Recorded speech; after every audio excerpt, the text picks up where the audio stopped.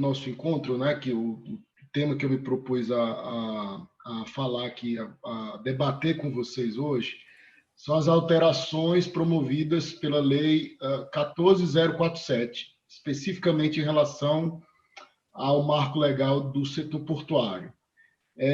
Bom, essa lei, como todos aqui sabem, é resultado da conversão da medida provisória 945, que originalmente tinha uma abrangência menor. A medida provisória 945, inicialmente, o foco da medida provisória eram medidas de natureza mais emergencial relacionadas à crise causada pela pandemia de Covid-19. No Congresso Nacional, houve inclusive, contando com o apoio do governo federal, ocorreram alterações importantes e de natureza bem mais estruturante e que deram resultado à Lei 14.047, que foi sancionada quase que integralmente, né? Então, o que me parece mais interessante de tratar hoje, sem prejuízo de tratarmos também de outros assuntos, são exatamente essas modificações de natureza mais estrutural, né? Então, é sobre elas que vai tratar essa minha rápida exposição, sem prejuízo da gente também debater sobre algum outro ponto da lei. Bom, o primeiro ponto, um dos mais importantes talvez, seja a alteração do artigo 3º, houve um acréscimo, artigo 3º da Lei 12.815, houve um acréscimo de um inciso tratando da liberdade de preços nas operações portuárias. Bom, também aqui todos sabem que já havia uma regra semelhante em relação aos terminais autorizados na Lei 10.233. Então, de certo modo, essa alteração na Lei 12.815, que vale agora para todos os terminais autorizados ou arrendados, essa modificação, de certo modo, ela atenua a assimetria que ainda existe entre os terminais arrendados e os terminais autorizados, embora, na prática, a vasta maioria dos contratos de arrendamento já previam a liberdade de preços, né? Porém, agora, isso passa a ser uma imposição legal, pelo menos é assim que eu vejo. Ressalvado o combate a eventual abuso do poder econômico, está expresso também na legislação. Então, com essa norma, ficou claro que a atividade de movimentação ou armazenagem de mercadorias nos portos proveniente ou destinada ao transporte aquaviário se submete ao regime de liberdade de preços, inclusive quando praticada nos portos públicos, né, pelos terminais arrendados. Um ponto que eu acho interessante tratar sobre essa questão é que, na minha visão, não há uma incompatibilidade aí entre esse novo inciso e o inciso 2, que o projeto de lei alterava, mas que foi sancionado. Esse inciso 2, ele prevê a modicidade de tarifas e preços. Mas é preciso fazer uma releitura do que seja modicidade. Bom, se a atividade ela é desempenhada em um ambiente de concorrência, né, isso nos leva a crer que o preço praticado pelos agentes econômicos é o preço de equilíbrio, ou, usando o jargão econômico, o preço nesse ambiente de concorrência vai ser equivalente, ou tende a ser equivalente ao custo marginal. Isso, claro, no cenário de plena concorrência e sem falhas de mercado, é bom ressalvar sempre, né? Então, é evidente que mesmo esse preço de equilíbrio, ele pode ser considerado alto, né, se os agentes econômicos trabalharem num ambiente pouco eficiente, com custos mais elevados. Então, o preço de equilíbrio não vai ser necessariamente baixo, depende, evidentemente, das das circunstâncias em que aquela atividade é praticada, especialmente os custos a que estão submetidos os agentes econômicos. Mas não se pode afirmar, nesse caso, que há um abuso do poder econômico. Então, nesse caso, havendo uma concorrência adequada, o que o poder público deve fazer, e acho que essa alteração legislativa vai nesse sentido, é trabalhar de modo a reduzir os custos dos agentes econômicos. Né? Isso pode ser feito de várias formas, incrementando a infraestrutura, né? Dando mais eficiência à logística, melhorando o ambiente de negócios. Assim, você naturalmente vai ter um preço de equilíbrio menor.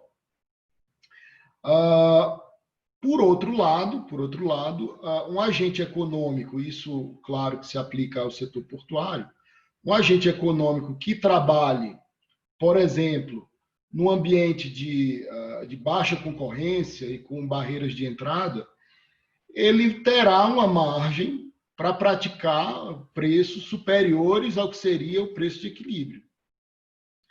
E aí fica claro, né, assim, nessa situação específica, o poder público pode agir. Isso ficou claro no inciso 6º. Então, essa capacidade do poder público de coibir o abuso numa situação de concorrência imperfeita ou de falha de mercado por alguma outra razão, essa capacidade do poder público ela está preservada explicitamente no inciso 6º, né? Que fala isso expressamente. Então, é esse, a meu ver, o efeito do artigo 3º. Ele impõe, de um lado, a liberdade de preços, mas, de outro, ele exige que haja uma fiscalização, sobretudo naquelas situações em que as condições de mercado não conduziriam naturalmente a que os agentes econômicos do setor pratiquem o chamado preço de equilíbrio. Mas há algumas outras questões a debater interessantes, né? Aqui eu trago algumas delas aqui para a nossa conversa. Por exemplo, uma delas é a aplicação dessa regra aos atuais contratos, que contemplem preço teto. São raros, mas existem. Né? A minha opinião preliminar, digamos assim, uma opinião, não me aprofundei muito, mas eu creio que essa nova regra ela não se imporá automaticamente aos novos contratos, nem tornará ilegais as cláusulas de price cap já existentes nos contratos, porque a Constituição preserva os contratos já vigentes, protege o ato jurídico perfeito contra mudanças legislativas. Então, a meu ver, essa alteração legislativa não obriga à mudança dos contratos atuais, nem torna ilegais as atuais cláusulas de price cap. Isso não quer dizer que esses contratos atuais não possam ser alterados. Eles podem, tá? Mas não por imposição da lei atual. O que significa que se exigiria uma justificativa, além, claro, da preservação do equilíbrio original do contrato. Então, não seria uma imposição da lei nova, embora a lei nova ela possa servir como uma das justificativas para alterar os contratos vigentes, esses que contemplam a cláusula de preço teto. Mas, de todo modo, a consequência que, a meu ver, é mais relevante dessa regra da liberdade de preços é que agora o poder concedente e a agência reguladora eles deverão dar ainda mais ênfase à concorrência no mercado, ainda que em detrimento do que se chama concorrência pelo mercado, que são os leilões. Exatamente porque agora não se pode, pelo menos na minha leitura, não se pode mais lançar mão do instrumento do price cap nos contratos. E é claro que a liberdade de preços, para funcionar adequadamente, ela demanda um ambiente de concorrência.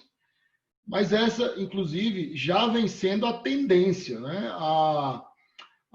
em algumas licitações recentes, em alguns editais recentes, se privilegiou a concorrência no mercado, em detrimento da concorrência pelo mercado, como inserindo certas regras no edital que restringiam, não totalmente, mas parcialmente, a participação de empresas que já tinham participação relevante no mercado. Vejam, é claro que isso pode ter algum impacto, inclusive, no valor de outorga. Se você tem menos concorrência pelo ativo, a tendência é que o valor de outorga seja menor. Porém, agora, sobretudo, tendo em vista a regra da liberdade de preços, me parece que essa deve ser uma preocupação ainda mais relevante do poder público, e aqui eu estou incluindo o poder concedente e a agência reguladora. Exatamente porque é fundamental garantir, assegurar a concorrência efetiva entre os operadores.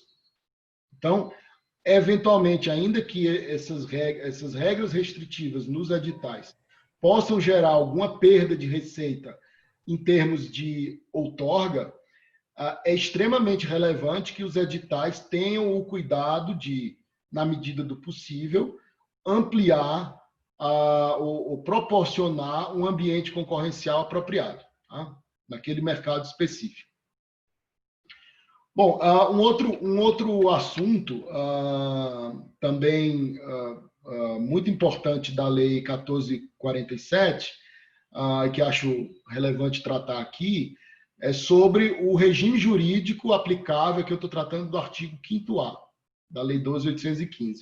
O regime jurídico aplicável aos contratos celebrados pelos concessionários dos portos organizados, né?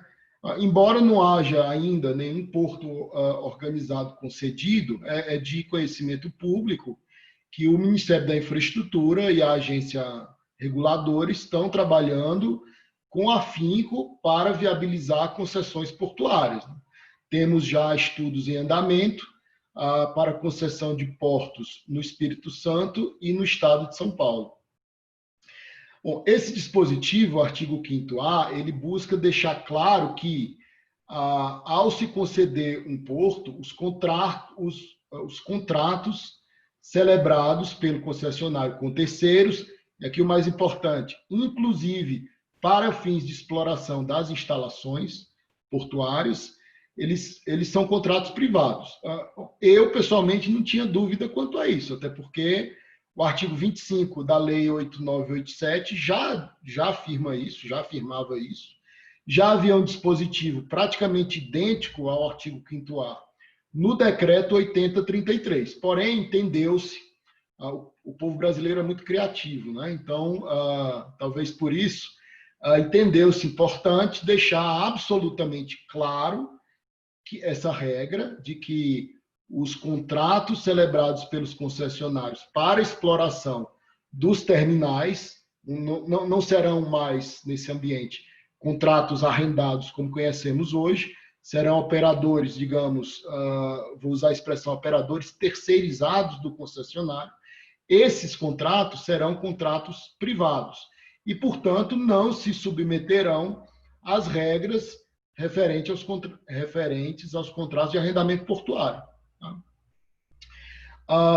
Então, esse dispositivo, embora, na minha opinião, ele não tenha resultado numa efetiva modificação da legislação, ele serve para dar mais segurança e evitar entendimentos de que deveria se aplicar, eventualmente, as regras dos contratos de arrendamento. Já ouvi, inclusive, gente afirmando, antes dessa mudança, que os contratos dos concessionários tinham que passar por uma espécie de licitação, porque a lei exigia licitação para arrendamento portuário. Então, para evitar esse tipo de interpretação mais heterodoxa, se entendeu por incluir esse dispositivo na Lei 12.815. Essa é a função dele, esclarecer, garantir segurança jurídica aos contratos de concessão. Mas, por outro lado, é importante ressalvar que esse dispositivo ele vai ter aplicabilidade, claro, quando o contrato de concessão envolver a exploração indireta das instalações, o que não é uma obrigatoriedade. O artigo 20 do decreto 8033, ele prevê 3 modelos de concessão. Num desses modelos, você concede o serviço de autoridade portuária sem a exploração dos terminais. Então, claro que nesse tipo de contrato de concessão, o artigo 5º-A, em relação aos terminais portuários, ele não vai se aplicar, porque a exploração dos contratos está fora do escopo do contrato de concessão. Mas, quando o contrato de concessão obrigar, ou pelo menos permitir, a exploração indireta das instalações portuárias, dos terminais, pelo concessionário, aí sim, esse dispositivo deixa claro que são contratos privados. Mas, embora não haja aqui, pelo menos na minha opinião, uma alteração efetiva na legislação atual, isso levanta algumas questões que eu acho importante trazer aqui para o nosso debate. Uma delas diz respeito à regulação e fiscalização desses operadores, que eu vou chamar de operadores terceirizados, tá? Do concessionário. Bom, uma vez que eles vão explorar um terminal portuário, num porto concedido, com base em um contrato privado, como fica o papel da ANTAQ em relação a esses operadores? Bom, aqui eu dividiria a atuação da agência em duas partes, tá? No que diz respeito aos agentes econômicos. De um lado, a regulação extracontratual, que a agência tem, como qualquer outra agência. De outro lado, o papel de fiscalização do cumprimento de contratos. Então, em relação à atividade de regulação extracontratual, a ANTAQ ela expede suas resoluções de natureza regulatória, tem o seu poder normativo próprio, que se aplica aos agentes econômicos independentemente de um contrato do poder público. Então, essa atividade em relação ao operador terceirizado, na minha visão, ela continua intocada. Tá? Então, a ANTAQ continua podendo regular a operação e o operador terceirizado, por exercer essa atividade, será submetido às normas regulatórias da ANTAQ. Agora, claro que a ANTAQ não terá mais um contrato de arrendamento portuário, nessa hipótese, a fiscalizar. Vai ser um contrato privado. Teremos, por outro lado, um contrato de concessão do porto, que pode ou não conter cláusulas relativas à operação. Isso é uma faculdade do modelador daquele contrato. Tá? Então, a ANTAQ, em relação à fiscalização contratual, nesse ambiente, ela deixa de fiscalizar contratos de arrendamento, passa a fiscalizar, ainda que regule toda a atividade, passa a fiscalizar o contrato de concessão, que pode ter ou não, mais uma vez, repetindo, cláusulas relativas à operação. E um outro ponto, associado a esse primeiro, a outra questão seria a responsabilidade do concessionário por atos do operador terceirizado. Né? Bom, a princípio, me parece que o concessionário poderia ser acionado, né? Poderia ser responsabilizado por atos do operador terceirizado, que opera com base num contrato celebrado com o concessionário. Tá? Mas me parece que isso é um ponto a ser mais bem aprofundado. Né? Até que ponto iria a responsabilidade do concessionário por atos do operador terceirizado? Por exemplo, se o operador terceirizado ele descumpre uma norma regulatória da ANTAQ, a ANTAQ vai multar o operador terceirizado, vai multar o concessionário ou vai multar os dois? Né? Isso é uma questão a ser mais bem tratada, acredito eu. Bom, outra modificação importante da Lei 1447 é o artigo 5º-B. O artigo 5º-B, ele introduziu uma espécie de dispensa de licitação para a celebração de contratos de arrendamento portuário. Aqui sim, contratos de arrendamento portuário, ou seja, num porto em que a atividade de operação não tenha sido concedida. Quando demonstrada, mas aqui numa situação muito específica, quando demonstrada a existência de um único interessado. Para isso, o dispositivo, esse novo dispositivo da Lei 12.815, ele vai exigir duas condições. Uma óbvia, que é o cumprimento do PDZ, acho que nem precisaria constar desse dispositivo específico, e outra que é o chamamento público, exatamente para cumprir a condição de um único interessado, né? Para isso, você precisa fazer um chamamento, dar uma publicidade adequada a esse chamamento, para que você demonstre, você no caso aqui a autoridade portuária, demonstre a existência de um único interessado em explorar aquela área em determinadas condições. É evidente que esse chamamento ele vai ter que estabelecer, ele vai ter que indicar as condições de exploração daquela área, pelo menos as principais, porque só assim os potenciais interessados vão poder avaliar se tem efetivamente interesse de explorar naquelas condições específicas, aquela área. Bom, então, exatamente porque nessa situação haveria um único interessado, é que realmente a norma faz todo sentido, não faz sentido nessas condições promover um procedimento de licitação que é demorado e caro, né? Então, a aplicação dessa regra ela pode dar mais eficiência e agilidade à gestão dos portos organizados, aproximando, pelo menos um pouco, né, a gestão dos portos brasileiros aos modelos de portos mais eficientes, mais modernos, mundo afora, que tem um modelo de gestão mais flexível, né? Onde o gestor do porto, mesmo sendo um porto público, ele tem bastante liberdade e flexibilidade para administrar as áreas do porto. Então, ainda que aqui não seja uma liberdade também muito grande, talvez um primeiro passo nesse sentido, né? De maior flexibilidade.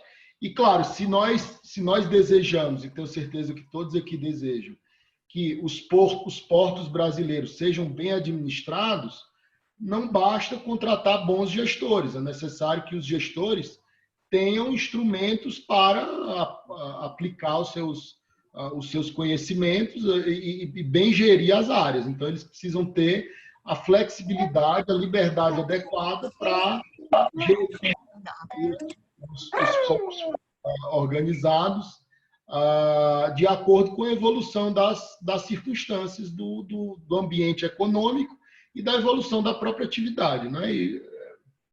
Então, a tendência, acho que a tônica da Lei 14.047 se eu pudesse resumir a lei em uma palavra, eu diria flexibilidade, né? Acho que em vários pontos, ainda temos um sistema muito rígido, mas em muitos pontos essa lei veio a contribuir com a maior flexibilidade. Ainda outros pontos que eu vou tratar daqui a pouco vão nesse mesmo sentido, né? Então, a aplicação de regras muito rígidas de contratação, na minha visão, ela tem uma consequência inexorável, é o prejuízo, né? Ou pelo menos um resultado positivo menor do que seria de se esperar num ambiente de mais liberdade, né? Então, regras de contratação rígida não combinam com gestão empresarial, de forma alguma. Porém, né, ainda que bem-vinda, essa possibilidade de contratação direta, ela levanta alguns desafios, e é nisso que o poder público deve passar a trabalhar agora nesses próximos meses, né? Primeiro, é preciso trabalhar em critérios claros e adequados para a definição dos parâmetros econômicos desses contratos, exatamente porque nesse tipo de contratação direta você não tem mais o filtro, digamos assim, do leilão, né? Porque, claro que os estudos são... Vejam, quando se faz uma licitação, se realiza uma série de estudos caros, com profissionais de alta qualificação, e mesmo assim a gente vê uma diferença enorme nos leilões entre o VPL estimado e o VPL real, que é aquilo que a pessoa paga. Claro que ele pode errar também, né? O particular também pode errar no seu bid, mas são estimativas, né? Então, no caso das licitações, existe o procedimento competitivo entre os interessados naquele ativo para levar o preço estimado pela administração internamente ao preço de mercado. No caso da contratação direta, esse mecanismo não vai existir. Então, é necessário trabalhar aí em critérios claros, precisos, mas que também não sejam, também não demandem um trabalho excessivo para definir os parâmetros econômicos desses contratos, né? E, além disso, o regulamento precisará esclarecer com mais profundidade até que ponto a autoridade portuária pode especificar as condições do chamamento, né? Claro que o chamamento ele vai ter que respeitar o PDZ, mas o PDZ ele não vai, evidentemente que ele não vai, eu não vou extrair do PDZ todas as condições do chamamento, né? Então, é preciso definir até onde a autoridade portuária vai poder especificar as condições. Ela vai ter total liberdade ou ela só pode ir até determinado ponto e esperar eventuais interessados naquela área, né? Naquelas condições mais gerais, para daí fazer uma licitação ou não. Então, isso, na minha opinião, teria que ser melhor trabalhado no regulamento. Bom, prosseguindo aqui, um outro ponto, talvez o mais importante, ou um dos mais importantes da Lei 14.047, é, pelo menos, a possibilidade de simplificação dos contratos de arrendamento, né? Até então, até o advento da Lei 14.047, os contratos de concessão do porto e de arrendamento das instalações portuárias, eles tinham uma disciplina das cláusulas obrigatórias idêntica, o que, na minha opinião, não fazia sentido, porque são negócios totalmente diferentes. Uma concessão de um porto, embora os arrendamentos também sejam contratos complexos, mas a complexidade de um arrendamento não se compara à concessão de um porto organizado. Além disso, mesmo tratando só dos arrendamentos portuários, as realidades são muito diferentes, né? Dependendo, inclusive, do setor, né? Alguns setores, eles operam mais de forma verticalizada, né? Em muitos casos é o dono da carga, que é o operador portuário, ou empresa do mesmo grupo. As condições em que os terminais operam, elas variam muito. Então, não fazia sentido você discriminar de maneira muito detalhada, pelo menos na minha opinião, as cláusulas obrigatórias dos contratos de arrendamento. E o fato das cláusulas obrigatórias estarem mais enxutas também não significa que os contratos, pelo menos alguns dos terminais mais complexos, dependendo do setor, não possam continuar a possuir as mesmas cláusulas ou cláusulas semelhantes dos contratos atuais. Aqui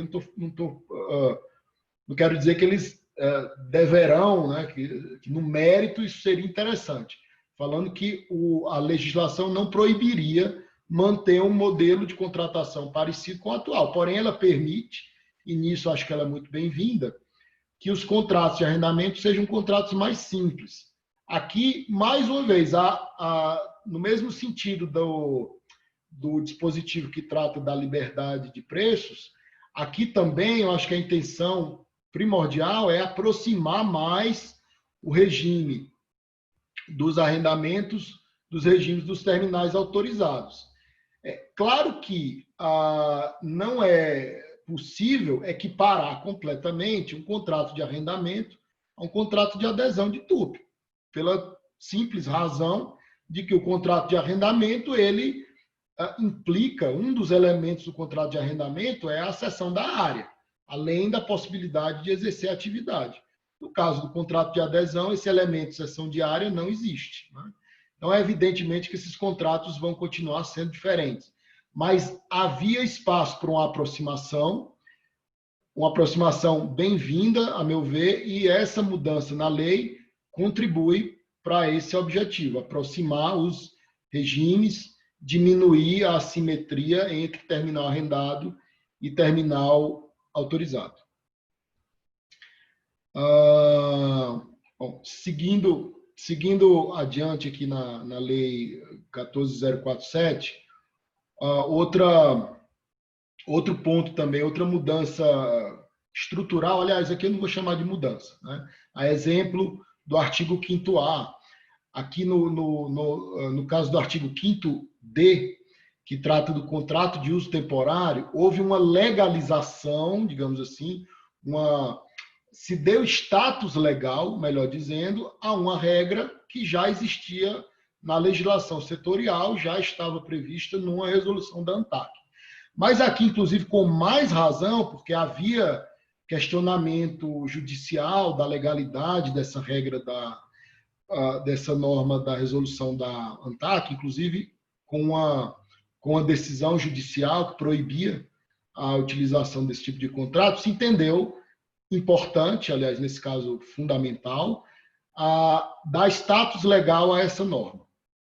O que ela diz?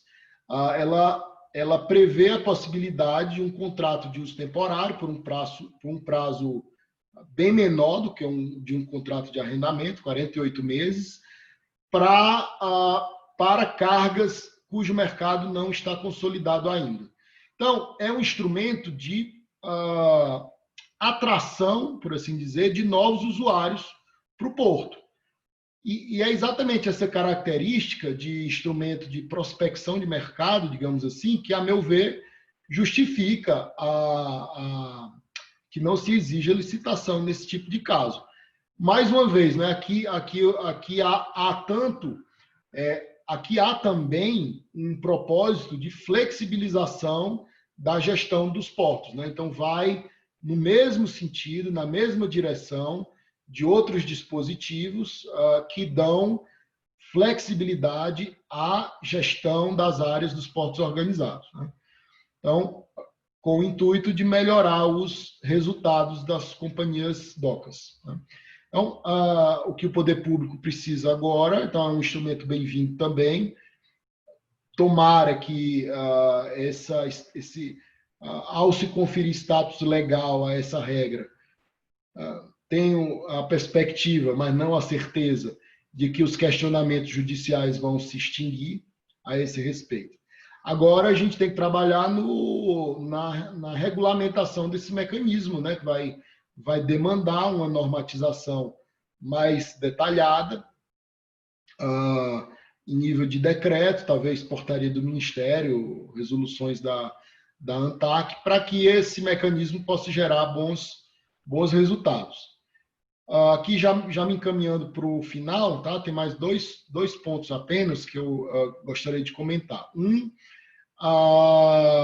É a alteração da Lei 10.233, que trata da agência reguladora. Foi inserido um dispositivo prevendo que a ANTAC poderá regulamentar outras formas de exploração de áreas e instalações portuárias. Aqui, mais uma vez, também não é nenhuma novidade, né? Isso regra semelhante já constava do decreto 8033. Então, mais uma vez, a intenção aqui foi dar status legal, uma regra que já existia na legislação setorial, mas exatamente por não ser uma regra, por não ser uma lei, não havia muita segurança jurídica na sua aplicação. Então, também é uma regra, a meu ver, muito bem-vinda, exatamente porque é uma atividade empresarial e, portanto, dinâmica, e esse dinamismo ele exige que de tempos em tempos se repense os instrumentos que disciplinam a exploração da atividade. Então, se nós dependêssemos sempre de lei para fazer isso,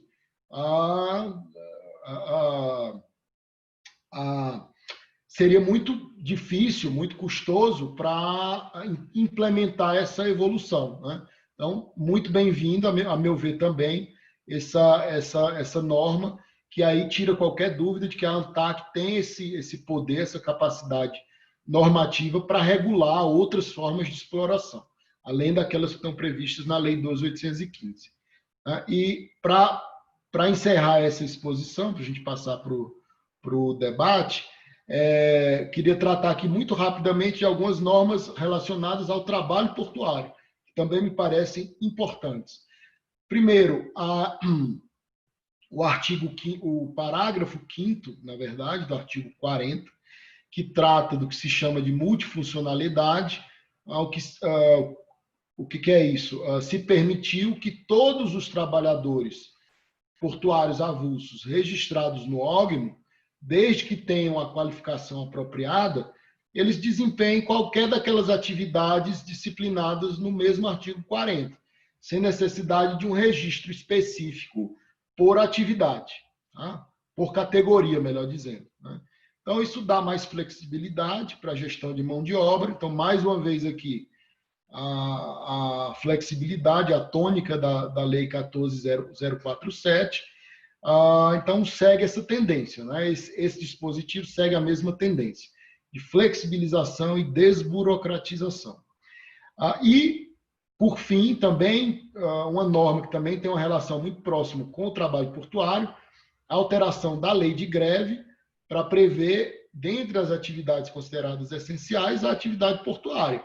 Aqui, a meu ver, se corrigiu uma omissão da lei, porque a atividade portuária, a meu ver, é evidente que, para fins da atividade de greve, deveria ser considerado como atividade essencial. Praticamente todo o fluxo de comércio exterior brasileiro passa pelos portos, sem falar no crescimento muito grande nos últimos anos da cabotagem, né, para a logística dentro do próprio território nacional. Então, eu não tenho dúvidas de que a importância da atividade portuária justificava plenamente essa alteração na lei de greve, de modo que, a partir de agora, se possa compatibilizar de uma maneira mais adequada o direito de greve dos trabalhadores, que continua garantido, mas com os interesses da sociedade relacionados ao abastecimento da população e ao próprio funcionamento das empresas, ou seja, que se possa compatibilizar o direito de greve com o interesse da sociedade em que os portos não sejam paralisados, né? Bom, meus colegas, era isso, tá, que eu tinha para expor para vocês. Agradeço mais uma vez o convite. Muito obrigado a todos pela atenção e estou à disposição aí para debater esses temas com vocês. Doutor Felipe, muito obrigada. A exposição foi excelente.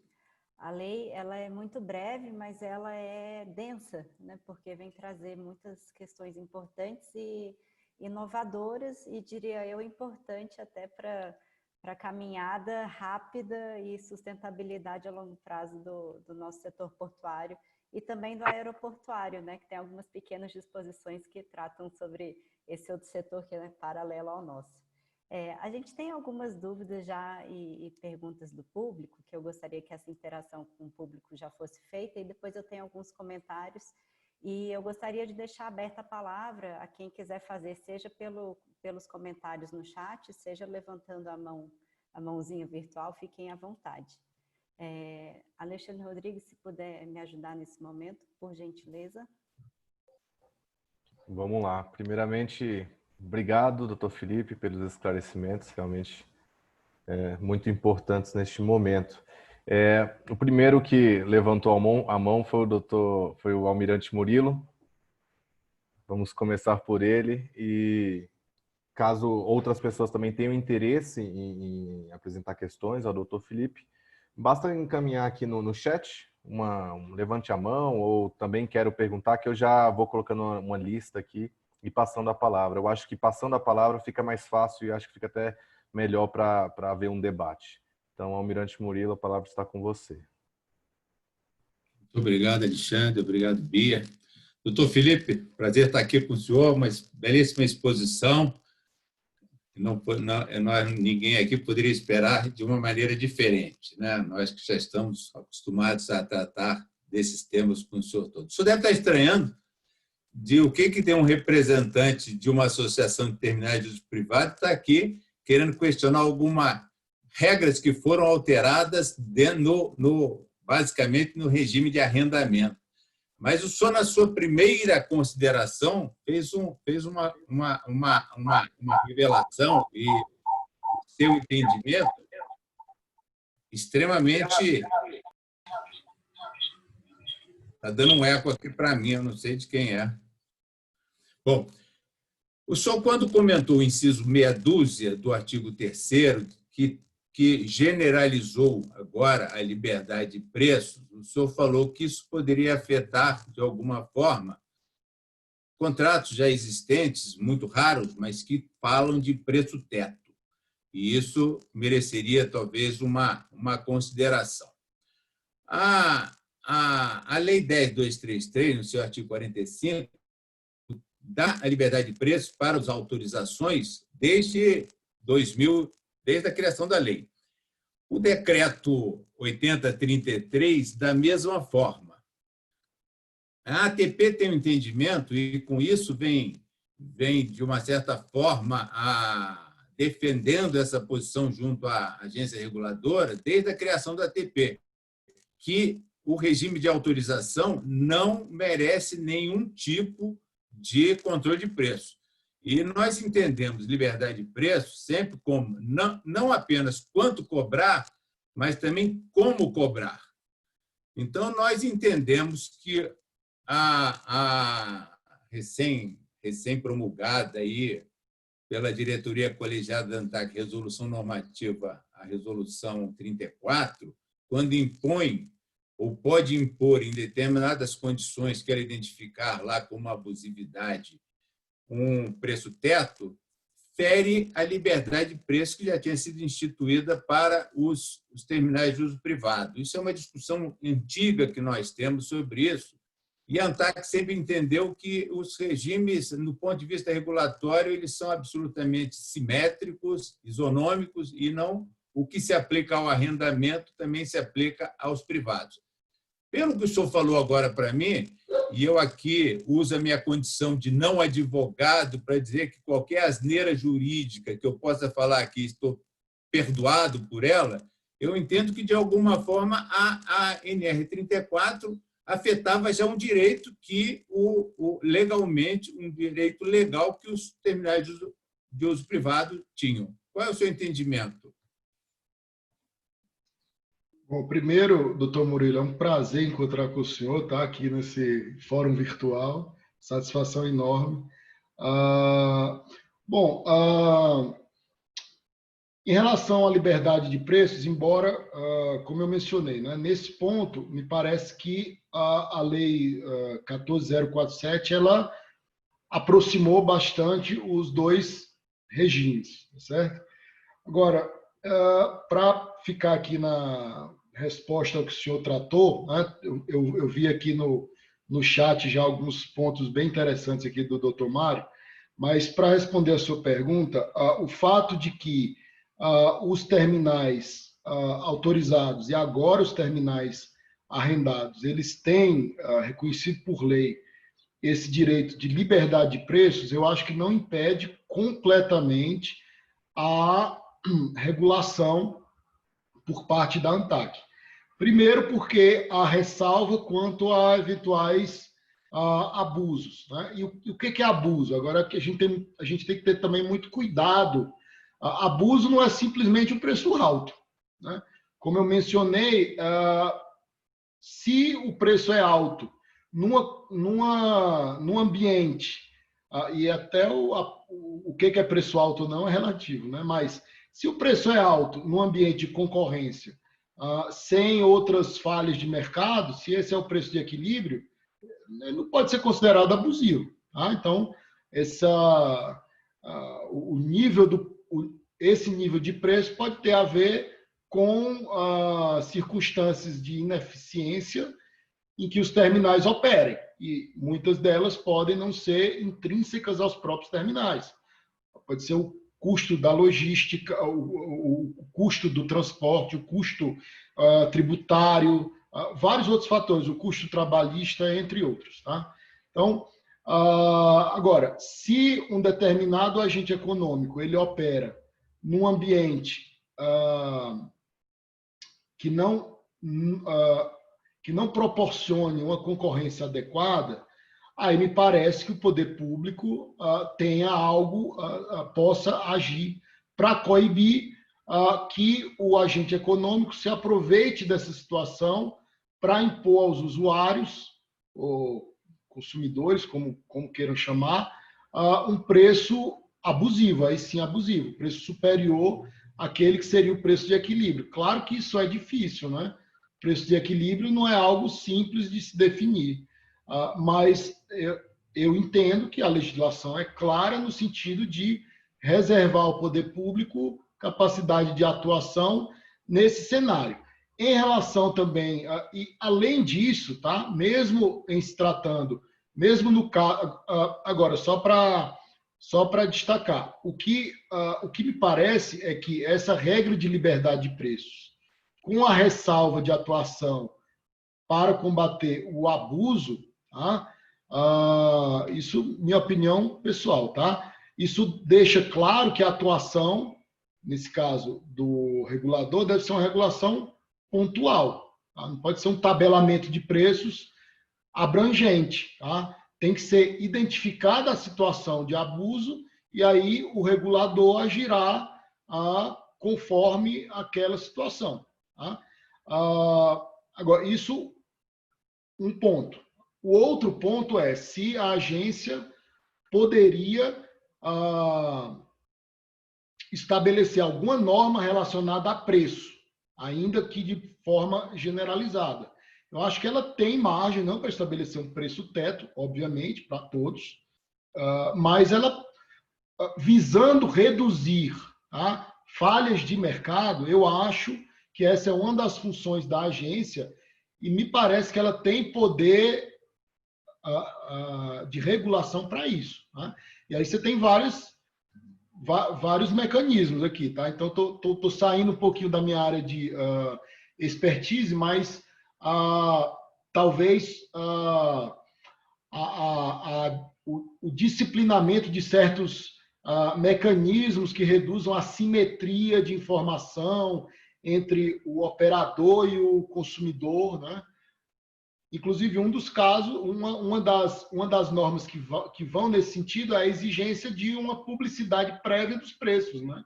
Então, veja, aí é uma norma que é referente a preço, mas não atinge propriamente a liberdade de preços, mas ela diminui, ela tem uma importância para reduzir uma falha de mercado que consiste na simetria informacional entre o concessionário, aliás, entre o operador, e aqui seja do TUP, seja do terminal arrendado, e o seu usuário. Então, esse é um exemplo de poder normativo da ANTAQ relacionado a preços que não afeta a liberdade de preços que está garantida na lei. Acho que a ANTAQ vai continuar podendo fazer isso, seja em relação aos TUPs, seja em relação aos terminais arrendados.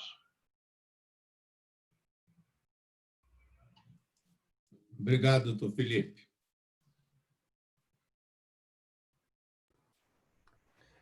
Doutor Mário também gostaria de fazer um questionamento. Boa tarde a todos. Parabéns, doutor Felipe, pela exposição, sempre muito esclarecedora. A gente, às vezes, não concorda com tudo, né? Mas um posicionamento sempre muito coerente. A minha dúvida ficou na questão de preço teto, normalmente, não é nem a ANTAC, é o Ministério da Infraestrutura, é ele que aprova o EVTE que vai à licitação, né? Tem lançado mão de preço teto exatamente em terminais dedicados, né, a determinado tipo de carga. Vou dar um exemplo de celulose recentemente em Santos, né? Por quê? Porque pode vir a se sagrar vencedor do certame alguém que não esteja verticalizado. E nessa hipótese, ele não poderia fixar livremente um preço a ponto talvez de inviabilizar todo o esforço, né, por uma logística mais racional de escoamento em determinado porto. E, a meu juízo, me parece que o novo texto legal não impediria, né, que fosse mantida essa condição, né? E tampouco impediria que fossem mantidas as condições em contratos existentes que tivessem com esse fim. Evidentemente que a licitação, uma vez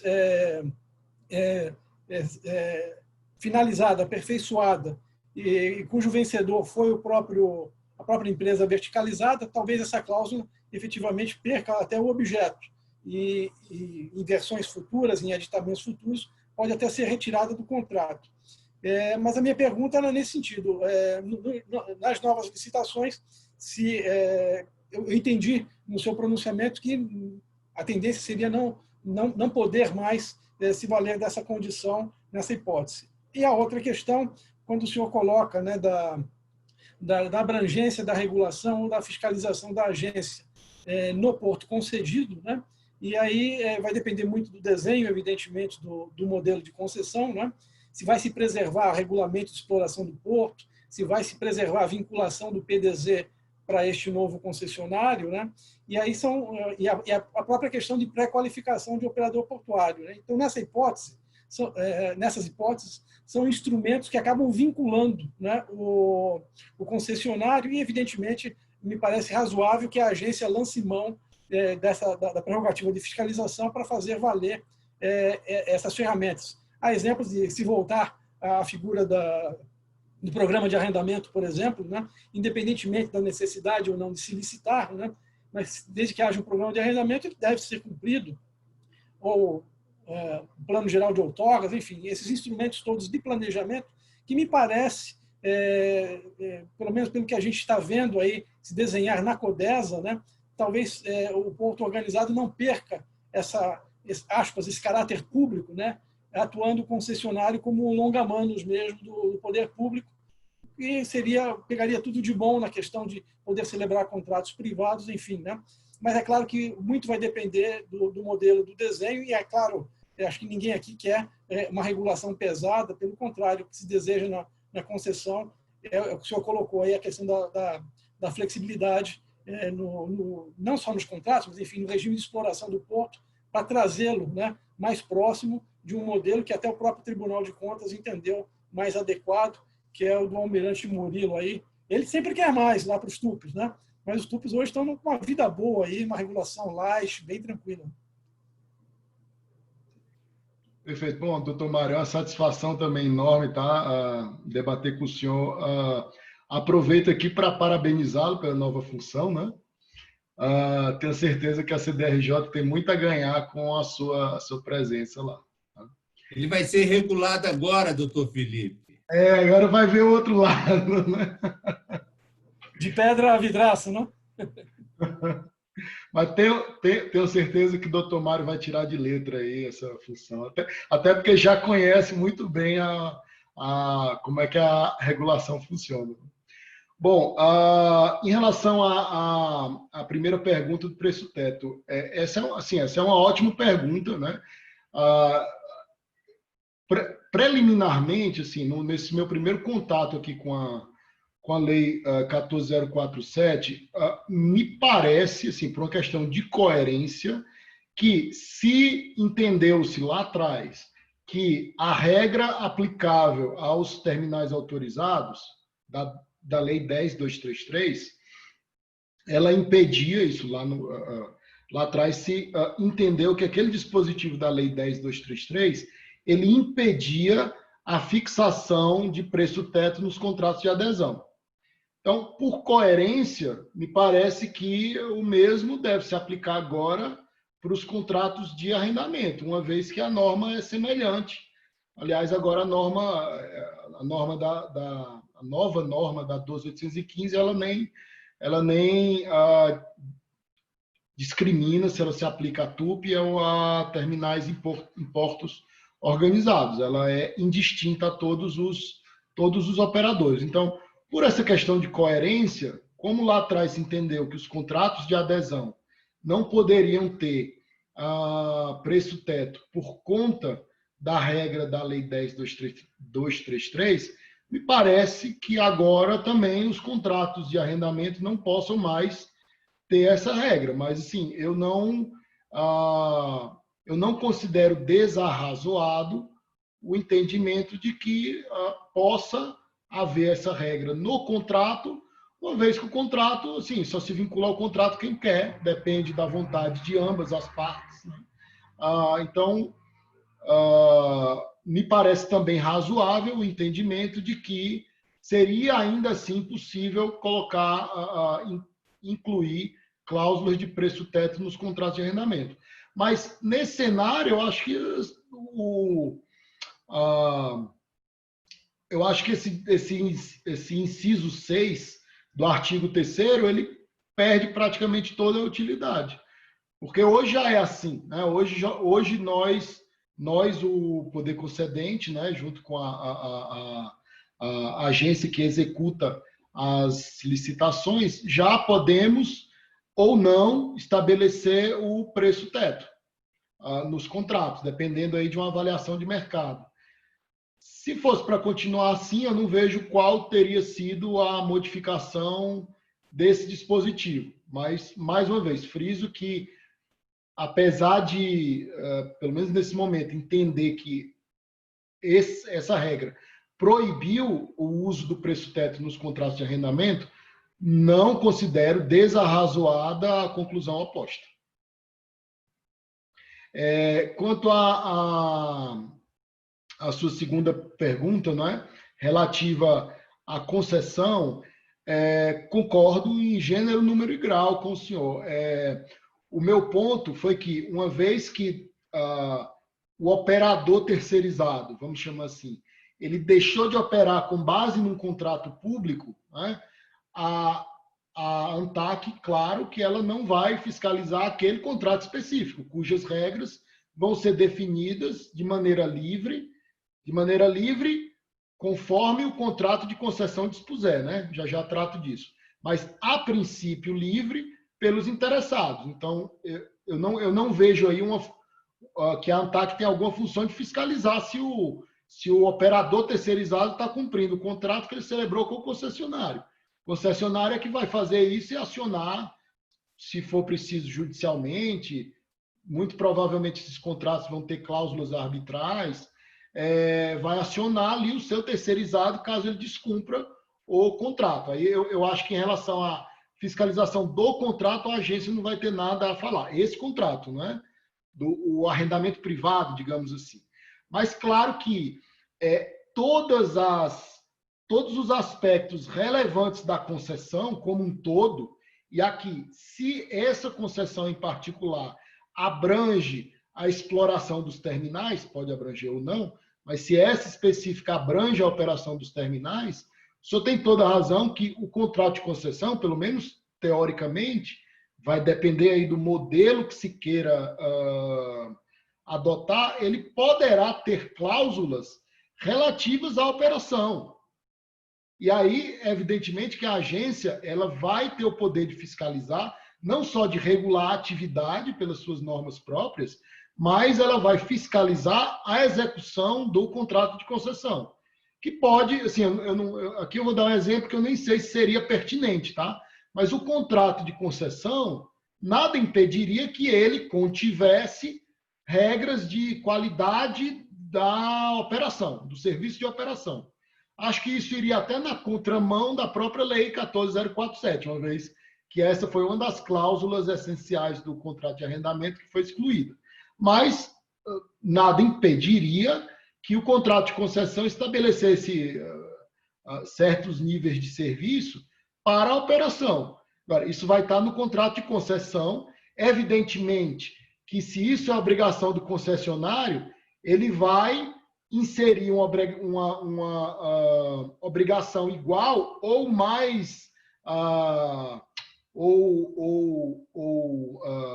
maior ou mais agressiva ao terceirizado. Porque para que ele possa cumprir essa cláusula, através do terceirizado, ele vai ter que ter esse mecanismo contratual com o operador terceirizado.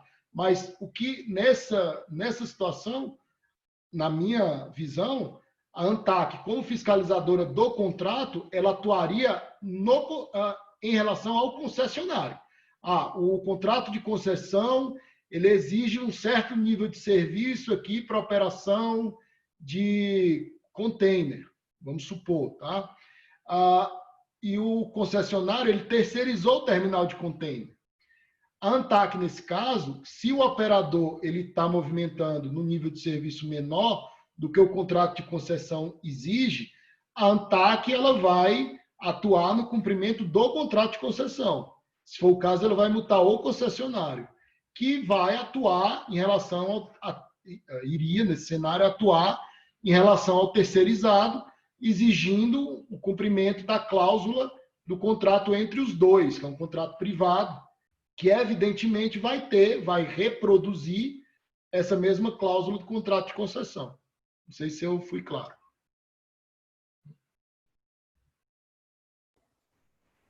Seguindo essa linha de concessão, o doutor Fábio tem um questionamento, inclusive trazendo aspectos históricos, que seja interessante. Doutor Fábio. Boa tarde a todos. Doutor Felipe, prazer falar com o senhor. Vamos lá. Me chamou a atenção uma das partes da sua apresentação em relação à questão da obrigatoriedade falando sobre concessão, né? Da obrigatoriedade de licitação dentro do regime de concessão dos arrendamentos portuários quando a gente tivesse na hipótese lá do artigo 20, inciso 3, do decreto 8.033, onde você tem a vedação expressa da exploração das instalações portuárias. E aí me veio um questionamento que já era feito na época da Lei 8.630, e apesar da matéria à época ter sido pacificada pela agência, que era naquele tempo nós só tínhamos a Docas de Imbituba como concessionária, que era a exigência de licitação dos arrendamentos portuários, tá? E diversas licitações aconteceram. E a ANTAQ interpretou de forma muito clara o próprio dispositivo da Lei 8.630, onde falava que a exploração direta e indireta da concessão e do arrendamento sempre se daria mediante licitação, inclusive nas hipóteses de concessão. E esse formato que existia na 8.630, ele não foi reproduzido na 12.815. Depois a matéria acabou sendo objeto de regulamentação, né, pelo decreto, e agora a revisão da lei, no 14.047, no 5º-A, ele traz, como muito bem colocado pelo senhor, um dispositivo que já existe na lei de concessões, que fala sobre a contratação direta por parte do concessionário da sua atividade principal, mesmo que seja o objeto da exploração de instalações portuárias. Então, já sendo bem objetivo, será que essa interpretação de que, caso obviamente o poder concedente restrinja o objeto da concessão e limite as funções exclusivas de autoridade portuária privada, sem o direito de ter a exploração direta e indireta do porto, não seria um retrocesso? Quando o legislador trouxe para a lei esse 5º-A, ele não quis dar essa liberdade para o concessionário, porque qual o cenário que a gente passa a ter? A gente, obviamente, está aqui acreditando num movimento de governo de abertura e de incentivo a investimentos, e eu continuo tendo a situação de ter um concessionário com todos os contratos de arrendamento ainda vinculados à União, onde o processo de arrendamento ele segue o modelo existente hoje, né? Não sei se seria o caso do decreto 8.033, especialmente em relação ao 23, sofreu algum tipo de revisão. A gente está falando um pouco aí de política pública, esse assunto ainda é muito novo, a gente não sabe exatamente como vai ser colocado. Nós temos o case aí de Vitória, que a gente acredita que seja o primeiro caso que seja colocado, que seja concluído, né, e que seja apresentado como modelo. Mas eu deixo aqui porque eu participei recentemente de um webinário sobre esse tema. Eu comentei bastante essa questão do artigo 5º-A e te confesso que eu não tinha feito essa leitura considerando a regra do 23, porque a gente estaria voltando para um conceito que já tinha sido muito discutido no passado. Eram só essas considerações e gostaria que o senhor falasse um pouquinho sobre isso e se não seria o caso aí de se repensar o 23 do decreto. Bom, doutor Fábio, também é um prazer encontrá-lo aqui novamente. Você sempre trazendo aí o histórico, né? Traz o histórico antes de cada intervenção, muito, muito bom. Eu não considero que há incongruência entre os dois dispositivos. Tá? O artigo 20, se não me engano, é o 20, né, do decreto 8033, acho que não é o 23, não. É o que trata dos 3 modelos de concessão. 20, inciso 3. Isso. Então, no artigo 20, nos seus 3 incisos, ali são, digamos, é um cardápio de opções para o concedente. Tá? Então, assim, ali você tem várias possibilidades que elas vão ser avaliadas no mérito, qual a melhor, qual é a pior. Então, assim, eu até concordo contigo de que talvez seja muito pouco atrativa uma concessão de um porto que não envolva a exploração, pelo menos indireta, ou seja, por terceirizado, dos terminais, uma vez que a operação é o filé, não é, da atividade. Mas aí vai caber à autoridade competente, não é, que vai, em última instância, decidir o modelo de concessão, definir o que é melhor ou pior para o interesse público. Tá? Então, eu acho que todos os 3 modelos são possíveis. Qual será melhor no caso concreto? Aí vai depender de uma análise técnica e também de concepção do interesse público pela autoridade legitimada a tomar essa decisão. Então, não vejo incompatibilidade. O meu ponto é o seguinte, tá? O que eu quis dizer é o seguinte, talvez não tenha sido muito claro.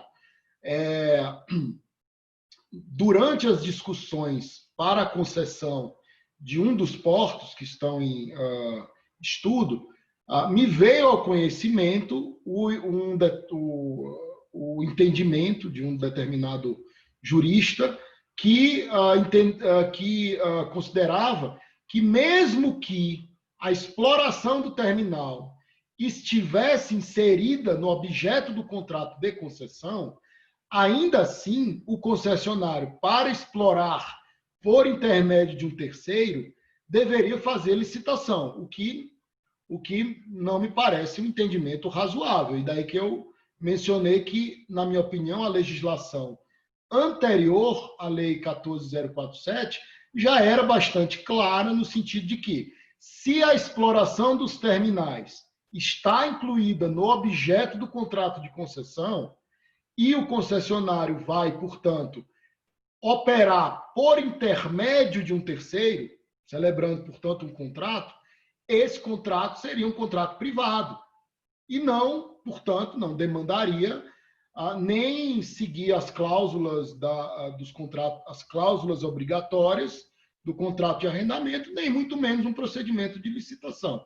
Esse foi meu ponto. Então, meu ponto é que esse contrato de terceirização da operação do terminal, digamos assim, ele já deveria ser um contrato privado, e esse artigo 5º-A deixou isso absolutamente claro. Agora, se o modelo de concessão que se escolheu não abrange a exploração do terminal, aí a exploração, assim, aí o concessionário ele não vai celebrar um contrato nem de arrendamento, nem de qualquer outro tipo, porque a operação do terminal vai estar fora da abrangência, do escopo do contrato de concessão. O contrato de concessão, nesse cenário, ele se limitaria ao que eu vou chamar aqui, talvez impropriamente, de serviço de zeladoria ali do porto. Tá? Agora, se esse contrato de concessão é um contrato atrativo ou não para o mercado, aí não, assim, aí eu acho que não seria muito atrativo, mas também não vou aqui afirmar taxativamente, uma vez que nem é minha função tratar desse tipo de coisa. Aí é uma questão de modelo, de mérito, de decisão administrativa. Se o contrato vai inserir ou não a exploração do terminal. Tá? Então, assim, concordo com você, pode ser que não seja atrativo. Agora, se mesmo assim for celebrado um contrato de arrendamento, um contrato de concessão, que não envolva a exploração dos terminais portuários, aí, claro, a exploração dos terminais portuários vai continuar como é hoje. Ou seja, realizada por meio de um contrato de arrendamento celebrado pela União com o apoio da agência reguladora. E, nesse caso, nem teríamos a opção de delegar essa função à autoridade portuária, né? Uma vez que a autoridade portuária, nesse caso, seria o agente privado ou concessionário. Esse foi meu ponto. Mas, uma vez que esteja dentro do escopo da concessão, aí não há o que se falar em licitação para celebrar os contratos que seria o equivalente ao contrato de arrendamento portuário. Vai ser um contrato privado. Claro que numa situação hipotética, que eu não imagino que vai acontecer, né, de uma empresa estatal ser concessionária, que é possível também. A empresa estatal ela pode atuar como delegada por força de um convênio de delegação, por força da própria lei que autorizou a criação da empresa estatal, ou também por meio de um contrato de concessão. Então, aí, claro, nesse cenário muito hipotético, em que a concessionária é uma empresa estatal, aí, evidentemente, que ela vai seguir certas regras de contratação pública da lei das empresas estatais, inclusive bem mais flexíveis, né? Perfeito, te agradeço demais.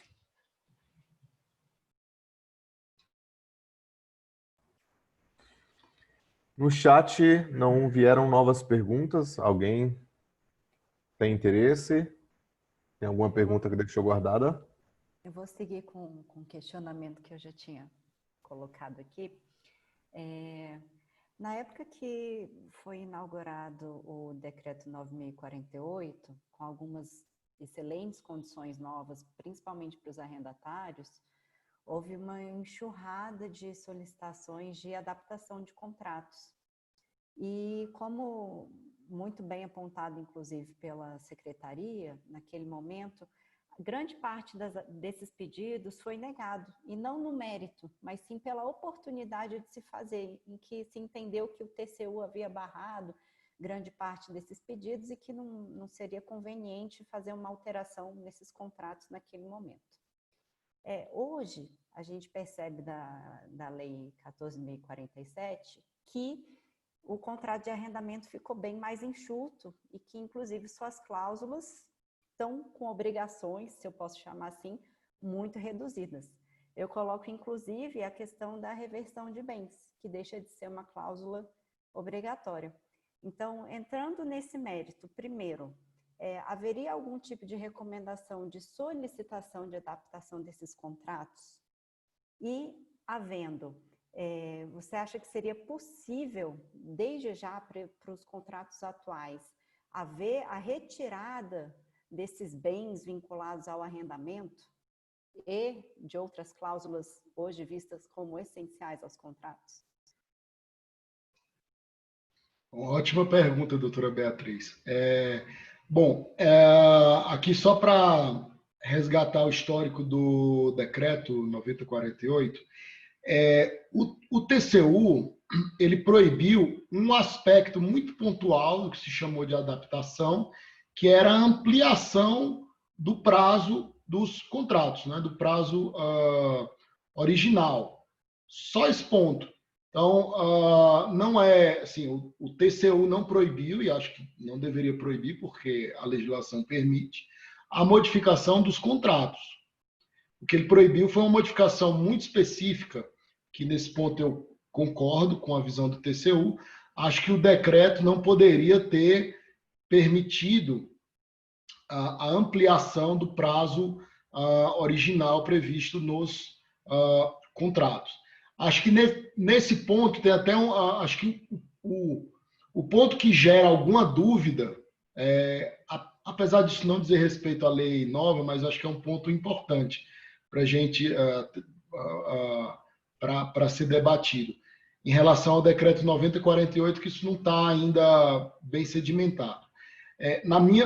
Pela minha leitura da decisão do TCU, o que ele proibiu foi a ampliação de prazo. Mas em relação ao prazo, o decreto 9048 ele estabelecia duas alterações. Uma de ampliar o prazo, né, o máximo era 50 e passou a ser de 70. A outra alteração foi em relação à quantidade de prorrogações. Na minha opinião pessoal, isso inclusive está na portaria, me fugiu o número, a portaria que trata dos arrendamentos do ano passado, né? Em relação à questão da multiplicidade de prorrogações, me parece que não há empecilho nenhum a alterar os contratos atuais para prever. Acho que é uma cláusula benéfica para as duas partes, tanto para o concedente como tanto para o arrendatário como para o poder concedente, porque dá mais flexibilidade para definir o prazo em cada prorrogação. Então, não há mais a necessidade de ficar adivinhando o que o terminal vai precisar daqui a 10 anos. Né? Então, se precisa do investimento X que dá mais 10 anos, faz uma prorrogação de 10 anos. Daqui a alguns anos, vai se avaliar se precisa de outro investimento, e aí, se for o caso, prorroga de novo. Agora, sempre respeitado o prazo original, né, do contrato. Isso ainda não está muito claro. Eu ouvi alguns comentários de que o TCU, isso não está na decisão, mas que o TCU não aceitaria esse tipo de mudança. Eu, pessoalmente, não concordo. Eu acho que essa é uma mudança possível. Como é possível outras tantas mudanças, né? Uma das características mais marcantes dos contratos de concessão, e nesse gênero contrato de concessão eu incluo os contratos de arrendamento, tá? E aqui antes, veja, o fato de eu chamar de contrato de concessão não significa necessariamente que eu estou dizendo que é serviço público. Existe contrato de concessão que não envolve serviço público, mas apenas a exploração de um bem público. Então, na minha opinião, é um tipo de contrato de concessão porque você está transferindo provisoriamente um ativo do setor público para ser explorado, gerido pelo setor privado. Essa é a característica fundamental de um contrato de concessão, por conta e risco, de forma empresarial, pelo concessionário, ou, nesse caso, arrendatário. Uma das características fundamentais desse tipo de contrato é a mutabilidade, porque são contratos que normalmente têm um prazo muito longo. Então, existem decisões do próprio TCU dizendo isso. Olha, não se aplica, por exemplo, o limite da Lei 8666 para ampliação do terminal, só para dar um exemplo. Né? Então, desde que haja justificativa, a minha posição é a seguinte, e já falei isso em uns 300 mil pareceres, desde que haja justificativa adequada, e aí conforme a alteração, claro, essa justificativa vai precisar ser mais aprofundada ou menos, né? Desde que haja uma justificativa adequada, desde que seja preservado desde que não seja descaracterizado o objeto daquele contrato, e aí, claro, que pode haver aqui alguma margem para divergência, o que é descaracterização ou não, mas desde que se conclua que não há descaracterização do objeto e mantida a equação econômico-financeira original do contrato, por um cálculo que muitas vezes é complexo e exatamente por ser complexo, pode levar à conclusão de que não vale a pena fazer uma determinada alteração, mas desde que observadas essas duas condicionantes, né, não descaracterização do objeto e a manutenção do equilíbrio econômico, com a justificativa apropriada, me parece que é possível fazer amplas alterações nos contratos de arrendamento, inclusive, como a senhora colocou, para, vou chamar essa palavra adaptar, mas essa palavra ficou um pouco poluída, né? Depois do decreto 9048. Então, mas vou usar mesmo assim. Então, para adaptar os contratos de arrendamento ao novo regramento agora, mais simples. Então, não vejo nenhum problema. Agora, precisa manter a equação econômica. Então, a senhora colocou, então eu posso, em relação à reversibilidade, eu nem acho que essa mudança é tão significativa, porque ainda que a lei anterior, né, dela constasse uma cláusula de reversão, já havia uma liberdade para estabelecer o que é reversível ou não, né? Acho que essa liberdade continua existindo e veja, no caso dos contratos de arrendamento, pelo menos um elemento tem que ser reversível, é a área, né? Então, agora, claro que nós poderíamos mudar um contrato de arrendamento. Vamos supor que um contrato de arrendamento diga que os RTGs são reversíveis.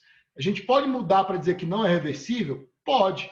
Só que aí vai ter que fazer um cálculo de reequilíbrio desse contrato e eu nem sei se vale a pena nesse caso específico, porque como esse tipo de equipamento às vezes é feito sob medida ali, se eu disser que não é reversível, vai virar sucata se o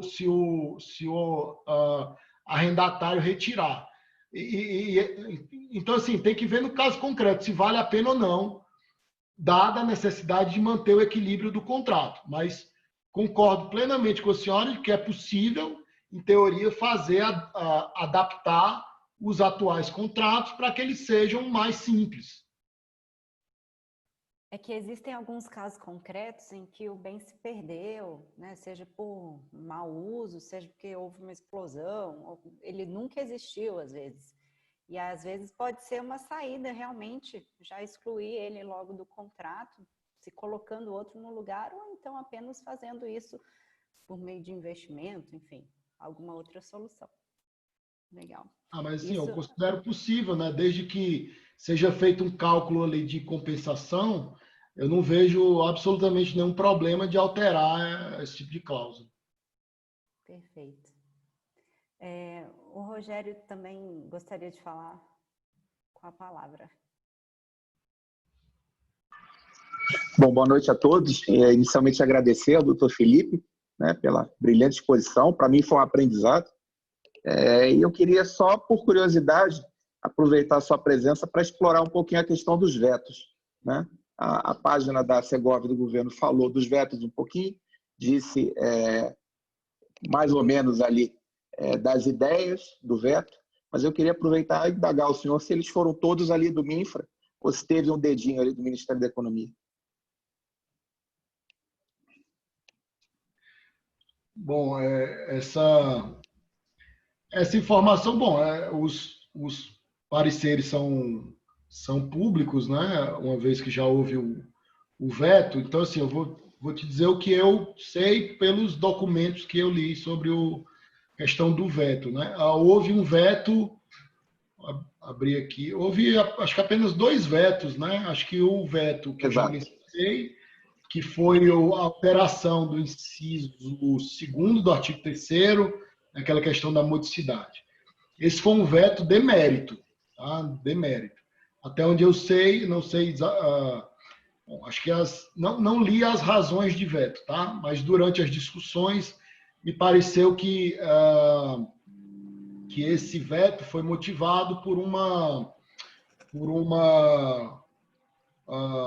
um pleito dos usuários, tá? Que não gostariam de perder essa suposta garantia de modicidade dos preços. Apesar de que, sendo coerente com o que eu acabei de falar, eu acho que esse veto não fez muita diferença. certo? Porque a modicidade dos preços, na minha opinião, ela deve ser encarada dessa forma. Não é apenas verificar o nível do preço ser alto ou baixo. Se os agentes econômicos eles operam num ambiente de competição apropriado, sem barreiras de entrada excessiva, você deve presumir que o preço é um preço de equilíbrio, portanto é um preço justo, é um preço de mercado, né? Claro que tem espaço para trabalhar, os preços no Brasil são altos? São, em muitos setores, né? O famoso custo Brasil, que decorre de várias razões, né? O sistema tributário ruim, custo trabalhista, alguns alegam o custo trabalhista é alto, às vezes a própria infraestrutura, que é ruim, aumenta o custo logístico, mas você não pode dizer que o preço é abusivo simplesmente porque ele é alto, né? Tem que ver no caso específico. O outro, e aí vai ser uma função difícil, que a agência reguladora ela já faz isso, vai continuar fazendo, tenho certeza, de avaliar esses eventuais abusos que podem acontecer exatamente quando a situação do mercado não é ideal. O outro veto, se eu bem me lembro, só houve mais um veto referente a um artigo que tratava de desoneração de uma contribuição. Não foi isso? É uma questão tributária, exatamente. Isso. Aí esse veto foi do Ministério da Economia, como já era de se esperar. Se entendeu. Esse dispositivo original, pelo que eu me lembro, ele tinha o caput, claro, e tinha um parágrafo, né? O parágrafo realmente era muito problemático. Na minha opinião, era inconstitucional mesmo. Até mencionei isso no parecer que eu fiz sobre a sanção, né? Porque ele permitia estender aquela medida de desoneração para o ano que vem, né? É isso. E, portanto, estava fora do escopo da emenda constitucional do chamado orçamento de guerra, né? Então, o parágrafo realmente não tinha condições de ficar. Agora, o caput, que ele previa essa desoneração até o final do ano, na minha opinião, ele era constitucional, tá certo? Agora, talvez por alguma razão de mérito, aí eu não sei te dizer, doutor Rogério, exatamente qual foi o motivo, se foi de mérito ou jurídico, um motivo talvez jurídico que eu não concorde, eventualmente, para o veto do caput. Eu realmente não sei te dizer. Foi divulgado que seria uma violação ao princípio da igualdade tributária. Olha, eu ouvi esse argumento, eu realmente não concordo com ele, porque assim, existem, eu não sei se milhares, mas centenas de leis no Brasil de desoneração setorial. Tá? Assim, isso é muito comum. Então, eu não vejo, isso acontecia muito, né? Agora menos, né? Aliás, agora a tônica não é mais desoneração, é reoneração. Mas sem entrar no mérito da medida, né? Muitos comentaristas econômicos afirmam que esse tipo de desoneração setorial é ruim, porque aumenta a complexidade do sistema, que seria mais interessante uma desoneração mais horizontal. Mas isso é uma questão do mérito. Tá? Do ponto de vista jurídico, eu não vejo como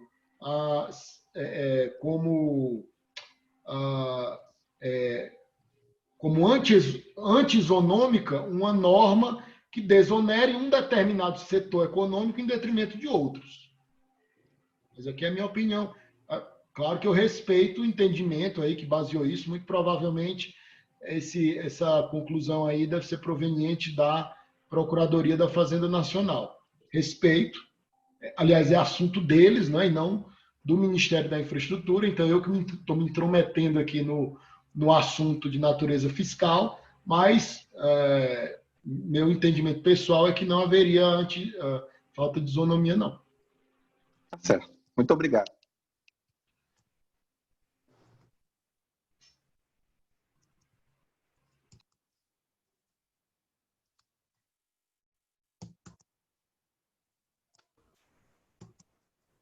Alguém mais tem interesse em fazer alguma pergunta? Acredito que o doutor Pedro Neiva estava interessado. Oi, Alexandre.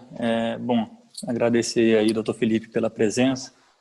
Agradecer a todos até agora aí acompanhando o evento. Parabenizar aí toda a diretoria, já na pessoa da Bia, pela organização desse evento.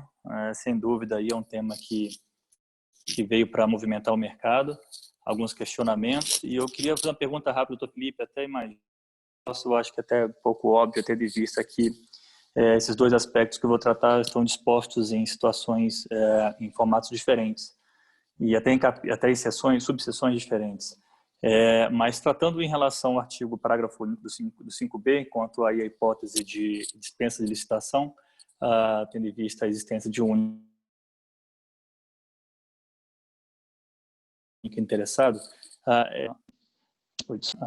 é só para verificar se, pela lógica até, doutor Felipe, que foi colocada, quanto a ser muito custoso o processo licitatório, quando existe apenas um interessado, quando ali já existe uma exclusividade operacional, se ele também não abrangeria, de novo, pela lógica, eu sei que na disposição ela não se aplica, mas pela lógica não se abrangeria também a cessão de uso onerosa para áreas mediante a contratação de áreas não afetas?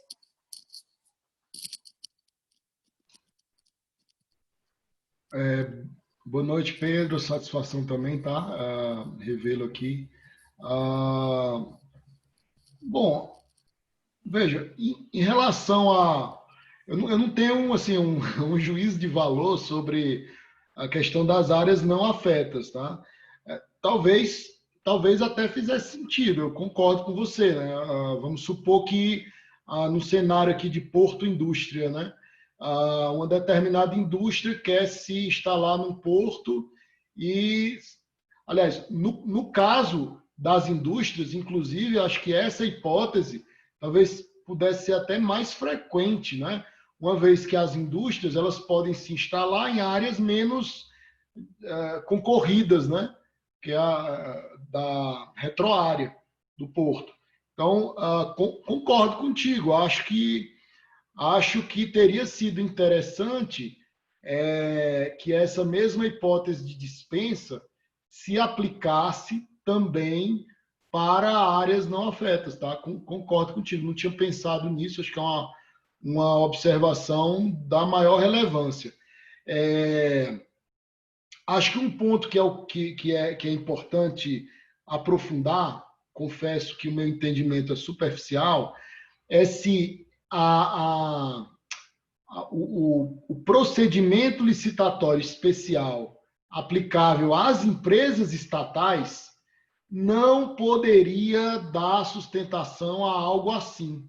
Tá? Por que eu digo isso? Porque, em relação aos arrendamentos, a competência é centralizada. Bom ou mal, essa competência pela lei foi centralizada nas mãos da União, e o procedimento de licitação juntamente aí com a agência, ressalvada a possibilidade de delegação para a autoridade portuária. Mas no caso das áreas não afetas, considerando que a competência aí para a exploração, embora demande uma aprovação, uma anuência do poder concedente, mas tendo em vista que a competência para realizar o processo de licitação, para celebrar o contrato, é originalmente da autoridade portuária, e a grande maioria das autoridades portuárias são empresas estatais, salvo engano, acho que só a do Rio Grande do Sul e a de Itajaí, que são autarquias. Todas as outras são empresas estatais, submetidas, portanto, ao regime especial de contratações da Lei 13.303, tá? Que é mais flexível. Então, assim, nunca me aprofundei nesse regime, porque a gente não trata dele com frequência, mas o que eu sei é que é um regime bem mais flexível. Talvez ele possa dar algum tipo de sustentação a um procedimento mais simplificado, sobretudo considerando, e aqui eu estou aqui, talvez alguém possa não concordar, na minha opinião, a gestão de áreas é o negócio, é o core business da gestora do porto. Tá? Então, assim, da mesma forma que a Petrobras vende gasolina sem precisar de licitação, tá? acho que se poderia considerar que o gestor do porto, mais ou menos como uma imobiliária, o negócio dele é a gestão daquela área. Então, talvez se pudesse aplicar, estou aqui talvez forçando um pouco, mas talvez se pudesse aplicar a mesma lógica, a atividade finalística, empresarial da DOCAS, da Autoridade Portuária, gerir as áreas. Tá? Mas acho que esse ponto mereceria aí um bom artigo. Não, sem dúvida. E aí, só aproveitando também o ensejo, a portaria 409 aí, pelo que temos ciência, está em revisão. Não sei se, de novo, isso traria um questionamento quanto à ausência de reserva legal por estar dispostos de ter disposição distinta, né? Então, não sei se efetivamente seria a possibilidade de abarcar isso via 409, mas, de novo, eu concordo e a lógica é muito pertinente de abranger, mas...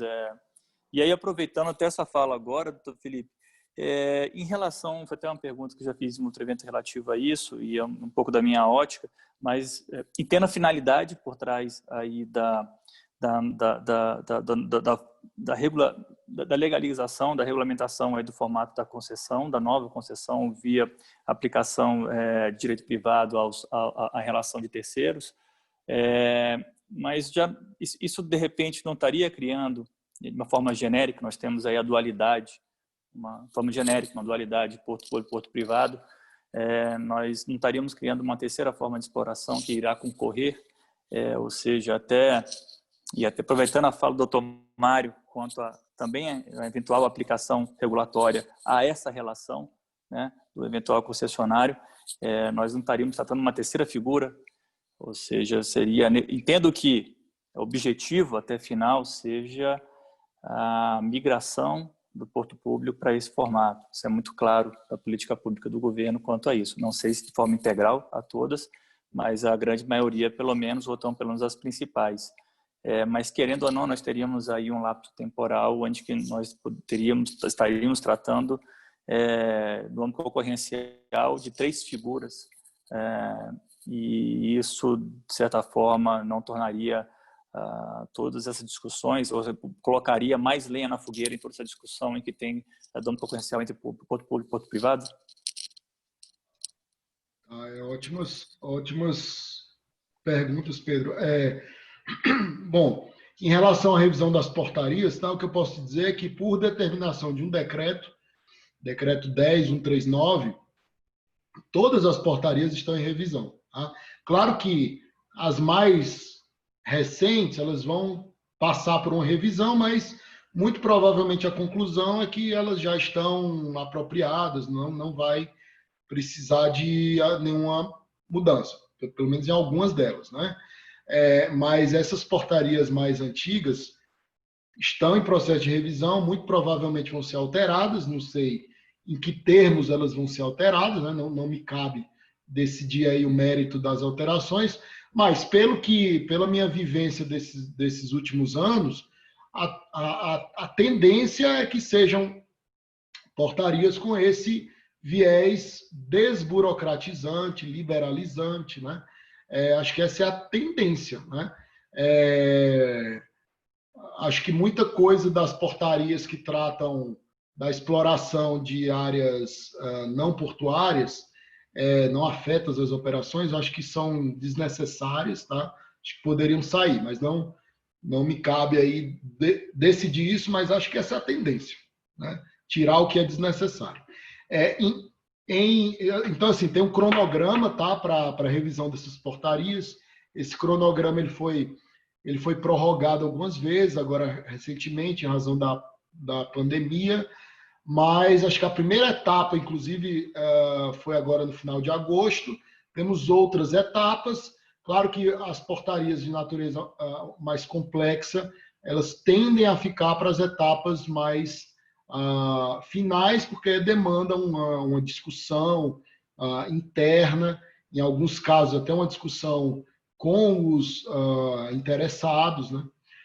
Mas acredito eu que até, se o cronograma continuar até meados do ano que vem, no máximo, essas portarias mais antigas aí da antiga CEP, todas estarão revisadas e, muito provavelmente, elas terão formato, elas terão regras mais flexíveis. Isso não significa que elas vão ser mais enxutas, né? Até porque acho que uma das funções da portaria é orientar em detalhe, né, tanto os servidores quanto os interessados. Então, a portaria, exatamente por ela estar ali no nível mais baixo da escala das normas, acho que ela serve exatamente para detalhar mais. Agora, o detalhe não significa que ela vai burocratizar, né? O detalhe de natureza procedimental, explicando com mais detalhe o caminho que vai percorrer, o que cada área vai ter que fazer.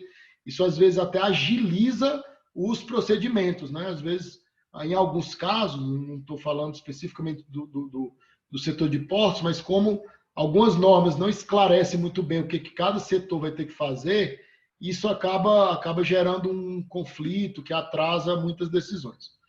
Bom, então, só para resumir, elas estão em revisão, vão ser revisadas em breve.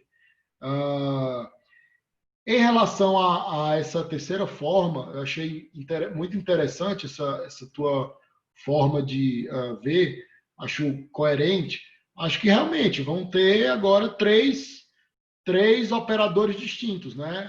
Acho que foi isso que você quis dizer. O TUP, o operador de terminal arrendado e o operador terceirizado do porto concedido.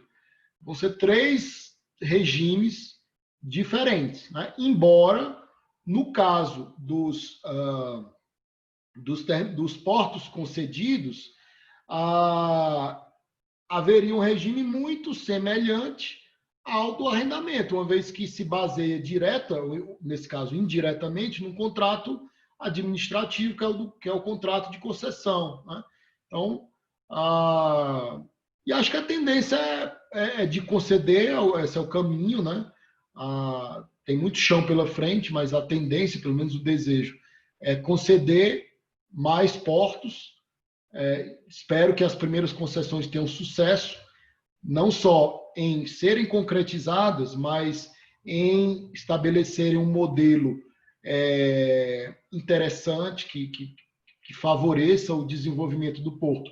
Porque tenho para mim que só vão, caso as primeiras concessões, é por isso que, né, nessas primeiras concessões é fundamental que haja assim, um cuidado redobrado, né?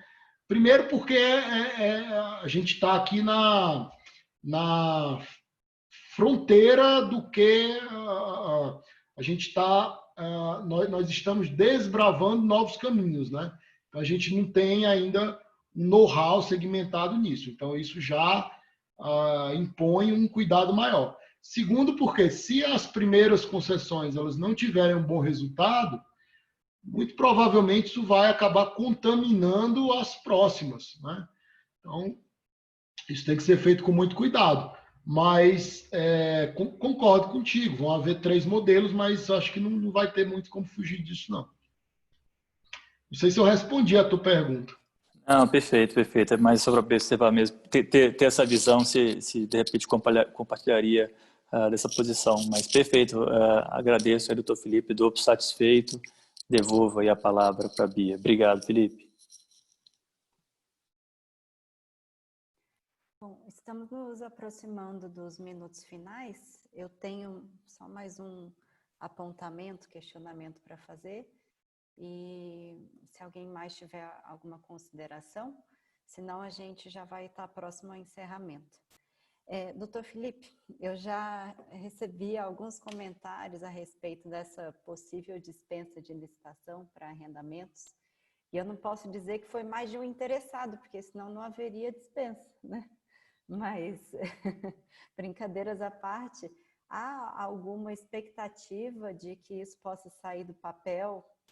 Porque, obviamente, deve ter alguma regulamentação interna ainda, como o senhor bem colocou, mas eu acho que o mercado está querendo se aquecer novamente, né, depois dessa crise, e a dispensa de licitação, acho que todo mundo abre os olhos e pensa com carinho que poderia ser um excelente caminho para seguir. E eu imagino que isso possa ser complicado nos grandes portos, onde tenha um mercado já concretizado e com muitos players, mas nos pequenos portos isso pode ser interessante. Então, se já haveria algum cenário em estudo. Eu não tenho ainda conhecimento, assim, acho que a Secretaria de Portos já deve estar começando a trabalhar numa regulamentação, né? Até porque o próprio dispositivo legal ele pede um regulamento. E ainda que não mencionasse, né, seria interessante uma norma um pouco mais detalhada estabelecendo como que vai ser feito como que se procederá essa hipótese de dispensa. Eu estou mencionando especificamente a do único interessado, né? Exatamente aqueles pontos que eu mencionei, acho que são os dois mais relevantes. Primeiro, como que vão ser definidos os parâmetros econômicos desse contrato, né? Vai ter que fazer algum estudo antes, específico para o caso, vai ter, sei lá, o porto vai ter uma tabela de preços aí por metro quadrado, não sei, acho que isso precisa ser definido, né? Como que vão se estabelecer esses parâmetros sobretudo para definir o valor de arrendamento, né? Fixo e variável. Mas, além disso, acho que também vai ser muito importante definir até que ponto que a autoridade portuária ela vai poder estabelecer as condições do chamamento, discriminar as condições da área. Ela vai poder, por exemplo, porque, veja, uma condição é um único interessado. Agora, se eu faço o chamamento público para movimentar granel vegetal, tem um público. Se eu faço um chamamento para movimentar um tipo de carga dentro desse perfil, sei lá, açúcar, eu restrinjo. Então, até que ponto a autoridade portuária vai poder restringir isso daí? Ou seja, acho que o que interfere bastante seria o momento desse chamamento público, pré ou pós-EVTE. E quando o EVTE é doado por algum interessado, isso também é um fator bem determinante, né? Concordo, assim, acho que muitas desses contratos aqui vão ser motivados por uma proposta de negócio, né, de um eventual interessado, e aí a companhia Docas, ela provavelmente vai... Estou criando hipóteses, né? Um determinado interessado ele pode propor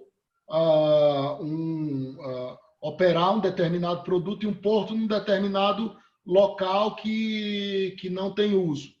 E aí, muito provável, nessa situação específica, a autoridade portuária ela vai perguntar para o mercado se alguém quer explorar aquela área naquelas condições propostas.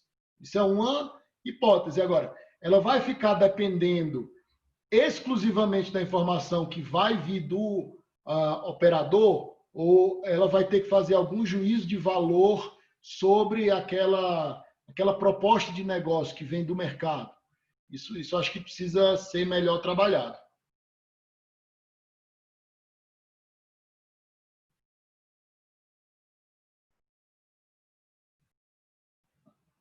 Seu áudio está fechado.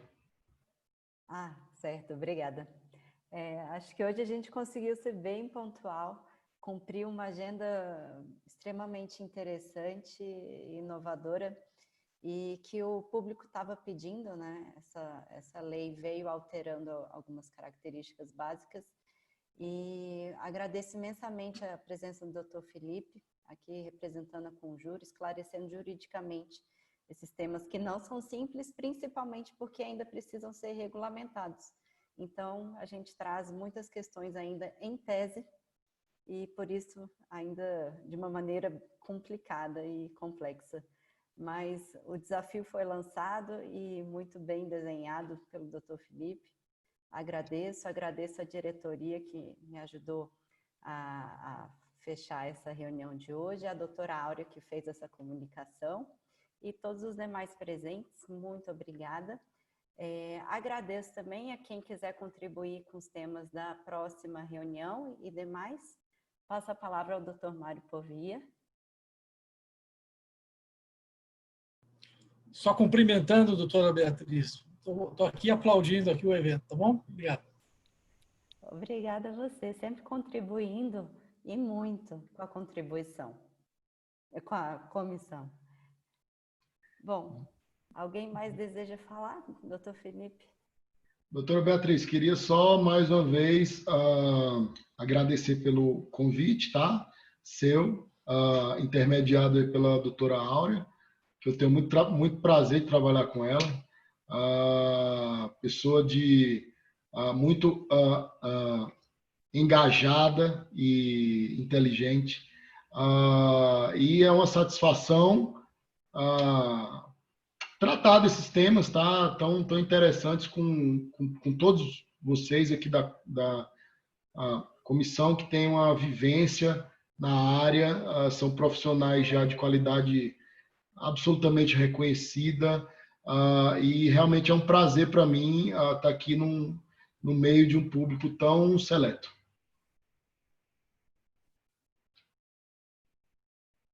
Bom, muito obrigada.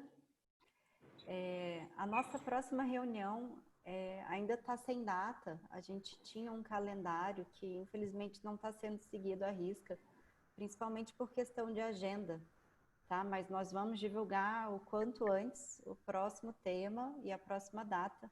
Por favor, utilizem o nosso WhatsApp para colocar contribuição, seja de palestrante, seja de tema. Fiquem à vontade para trazer novos tópicos. E eu agradeço a presença de todos.